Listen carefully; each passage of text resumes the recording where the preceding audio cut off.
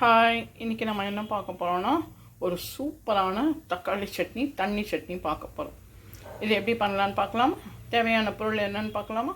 தக்காளி, நான் இப்போ ஒரு 3 பேர் இருக்கிறதால 3-4 பேர் இருக்கிறதால 3 தக்காளி எடுத்திருக்கேன். இது போதும். அப்புறம் ஒரு 4-5 பல் பூண்டு, காஞ்ச மிளகா, உங்கள் காரம் எவ்வளோ தேவையோ அந்த அளவுக்கு மிளகா எடுத்துக்கோங்க. அதுக்கப்புறம் சின்ன வெங்காயம் 2 பார்த்துக்கோங்க, இவ்வளோ தான் எடுத்துக்கணும். நிறைய போட்டால் இதனோட டாமினேஷன் அதிகமாகிடும். அதாவது 2 சின்ன வெங்காயம், தேவையான அளவு உப்பு.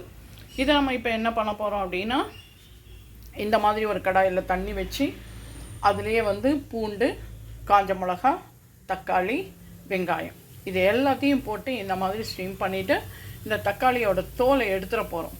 எடுத்துகிட்டு கொஞ்சம் நல்லா ஆற வச்சுட்டு உப்பு போட்டு அரைக்க போகிறோம். வாங்க அதுக்கப்புறம் என்னன்றதை பார்க்கலாம். இப்போ ஸ்டவ்வை பற்ற வச்சு கடாய் போட்டுட்டு எண்ணெய் விட்டு வச்சுருக்கேன். கடுகு, ஜீரகம், கருவேப்பிலை போட்டுட்டு நம்ம அரைச்சி வச்சுருக்கோம் இல்லையா, தக்காளி, சின்ன வெங்காயம், பூண்டு, உப்பு எல்லாத்தையும் போட்டு அரைச்சது இதில் தூக்கி கொட்டிட்டு இன்னும் கொஞ்சம் தண்ணி ஆட் பண்ணிக்கலாம்.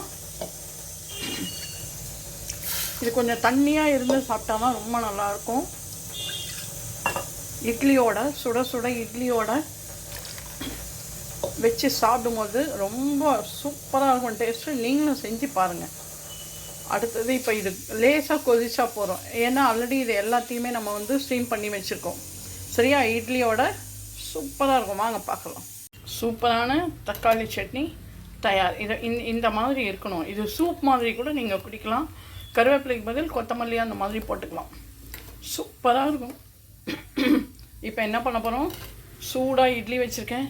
நெய்யை லேசாக அப்படி தடவி வச்சுருக்கேன். அதுக்கப்புறம் இந்த தக்காளி சட்னி இருக்கு இல்லையா, அப்படியே இது மேலே அப்படியே விட்டு சாப்பிடும்போது ரொம்ப ரொம்ப அட்டகாசமாக இருக்கும். இந்த பாருங்கள், ஆவி பறக்க பறக்க பறக்க, அதுவும் இந்த கிளைமேட்டுக்கு ரொம்ப நல்லாயிருக்கும். எப்படி இருக்குது வேணா சைட்லேயும் இப்படி நம்ம விட்டு வச்சு சாப்பிட்லாம். நீங்களும் இதே மாதிரி உங்கள் வீட்டில் செஞ்சு பார்த்துட்டு எப்படி இருக்குன்னு சொல்லி லைக் பண்ணுங்கள், ஷேர் பண்ணுங்கள், கமெண்ட் பண்ணுங்கள். மறக்காமல் நம்மளோட சேனலை சப்ஸ்கிரைப் பண்ணுங்கள். பாய்.